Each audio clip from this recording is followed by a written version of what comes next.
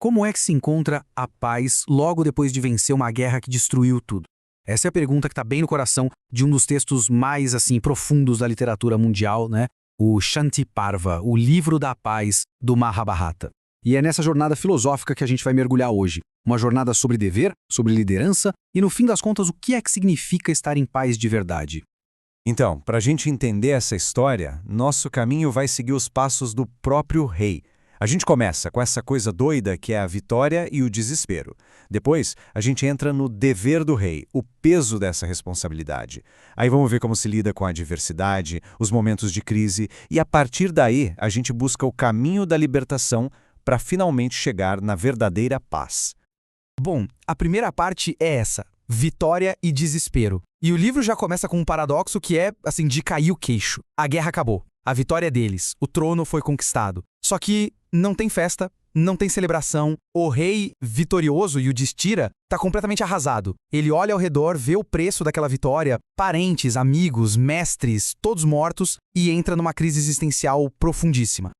E a coisa é séria, sabe? O nível do desespero dele é chocante. Ele chega a dizer isso que está na tela. Eu renunciarei a toda comida e bebida, secarei completamente meus ares vitais. Basicamente, ele prefere morrer de inanição a ter que governar. Para ele, depois de ver toda aquela matança, o reino não é um prêmio de jeito nenhum. É um fardo insuportável. Na cabeça dele, a única saída, a única forma de expiar esse pecado é largar tudo. E claro, essa decisão dele de largar tudo gera uma discussão daquelas. É a família inteira tentando colocar juízo na cabeça dele. De um lado, a gente tem o pessoal que quer que ele reine. O irmão Arjuna diz, olha, a pobreza é ruim, a gente precisa de riqueza para sustentar o Dharma. A esposa, Draupadi, é ainda mais direta. Um rei precisa ser firme, usar a força para proteger o povo. Mas do outro lado, está o Yudhishthira. Ele está irredutível, achando que uma vida de mendigo na floresta é o único caminho para ter alguma paz. E agora a gente chega no dever do rei. E a sabedoria para resolver esse impasse todo vem do lugar mais inacreditável que se possa imaginar. Vem de Bhishma, o grande avô, o patriarca da família, que está literalmente morrendo, deitado num leito feito de flechas cravadas no corpo dele. E é dali, nesse lugar entre a vida e a morte, que ele vai se tornar o grande conselheiro de Yudhishthira. É dali que ele vai ensinar tudo sobre o que é ser um rei. E todo o ensinamento do Bhishma gira em torno de uma ideia central, o Dharma. Agora, Dharma não é só uma lista de regras, tá? Pensa no Dharma como a ordem cósmica, a engrenagem que faz o universo funcionar direito. É o jeito certo de agir, o dever de cada um, e no caso de um rei, esse dever tem um nome especial, Raja Dharma. É, basicamente, o dever sagrado de governar e de proteger o seu povo. E o Bhishma deixa bem claro, ser rei não é ter luxo e poder, é um serviço, quase um sacrifício. E esses pilares do Raja Dharma mostram bem isso, olha só. Proteger as pessoas, punir quem faz o mal, apoiar quem é honesto, até a parte de conseguir riqueza não é para benefício próprio, é para o bem do reino. É uma responsabilidade gigantesca, não é para qualquer um não. Agora se prepara para uma ideia que parece meio contraditória. Bhishma, citando o sábio Vrihaspati, diz o seguinte: a terra devora um rei que é inclinado à paz. É uma imagem forte, né? Uma cobra devorando um rato. O que isso quer dizer? Quer dizer que a paz de um rei não pode ser passividade. Um rei que só quer ficar zen e não age com firmeza acaba perdendo o reino. Para manter a ordem e a justiça, um rei precisa ser forte. Ok, a gente viu o dever em tempos normais. Mas e quando tudo dá errado? E quando a ordem social desmorona? É aí que a gente entra na terceira parte, lidando com a adversidade. E Bhishma apresenta um conceito super pragmático e até meio polêmico, chamado Apadharma, que é basicamente o dever em tempos de calamidade, de crise.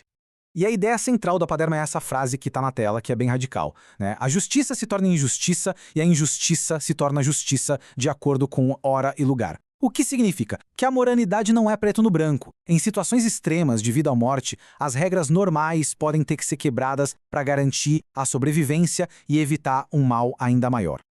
Na prática, em tempos de desastre, a lógica muda. A prioridade número 1 passa a ser salvar a si mesmo, porque uma liderança morta não ajuda ninguém.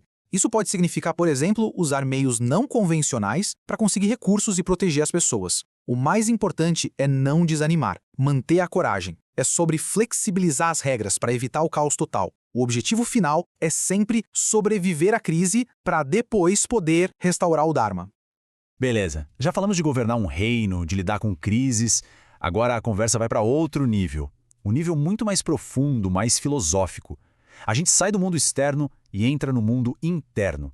Chegamos na quarta parte, o caminho da libertação, ou Moksha Dharma, a busca pela paz interior definitiva. Então, o que é moksha? Moksha é o objetivo final de tudo. É a libertação daquele ciclo que a gente sempre ouve falar, de nascer, morrer, renascer, o tal do samsara.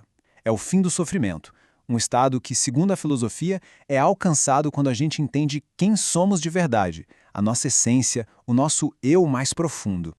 E para entender como chegar lá, Bhishma explica uma dualidade fundamental, a das duas realidades. Pensa assim, como se o universo fosse um cinema.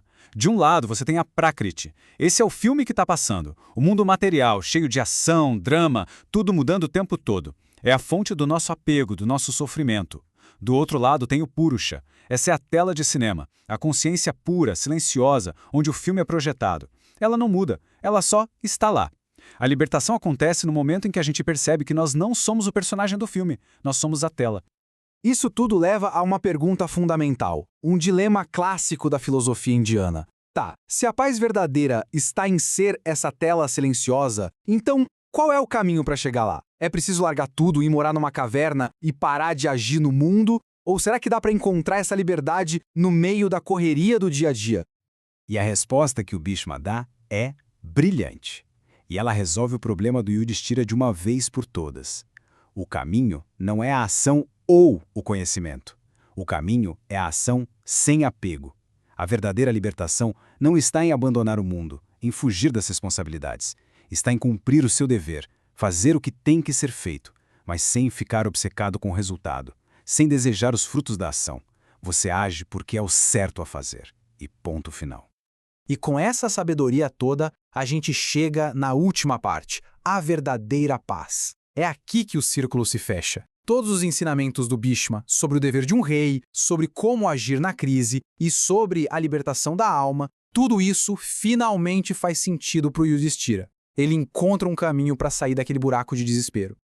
Acontece uma transformação. Ele finalmente entende o papel dele, a ficha cai. Ele percebe que fugir para a floresta não seria um ato de sabedoria, mas sim um ato de egoísmo, de fugir da própria responsabilidade. O verdadeiro caminho para a paz, ele descobre, não é escapar do dever, mas sim abraçar esse dever. E assim, ele finalmente aceita a coroa. E é nesse momento que ele entende o verdadeiro significado do título do livro, Shanti Parva, o livro da paz. A paz, a verdadeira Shanti, não é um mundo sem dor, sem problemas, sem responsabilidades. Isso não existe. A paz verdadeira é uma serenidade que vem de dentro. É a tranquilidade que a gente encontra quando cumpre o nosso dever com justiça e compaixão, mesmo que o mundo lá fora esteja um caos. Essa frase resume perfeitamente a grande lição do livro. A paz não é a ausência de conflito, mas a realização do dever em meio a ele. É isso. O propósito da vida não é fugir dos problemas, é encontrar um centro de calma e de força dentro da gente para poder agir da maneira certa, mesmo quando tudo ao redor parece estar desmoronando. E essa jornada toda do Yudhishthira nos deixa com essa pergunta que vale para qualquer época, para qualquer pessoa. O que é a paz? É abandonar o mundo e seus problemas? Ou é encontrar um jeito de cumprir nosso dever dentro dele, com integridade?